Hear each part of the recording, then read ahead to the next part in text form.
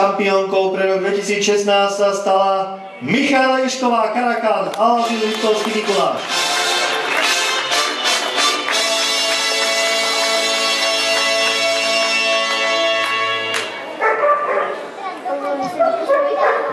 Medailu odovzdá pán Jozef Pavlovič, člen zboru rozhodcov, a pohár odovzdá pán Marek Vitek, riaditeľ pretekov.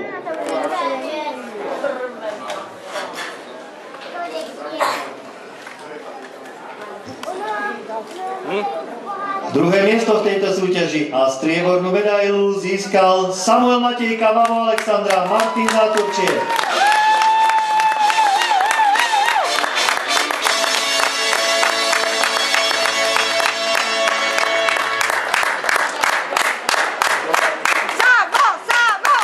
Strieborná medaila z rúk Jozefa Pavloviča a blahoželanie od riaditeľa pretekov Mareka Viteka. Bronz putuje do Šamorína zásluhou Sáry Štangelovej a Pinokia.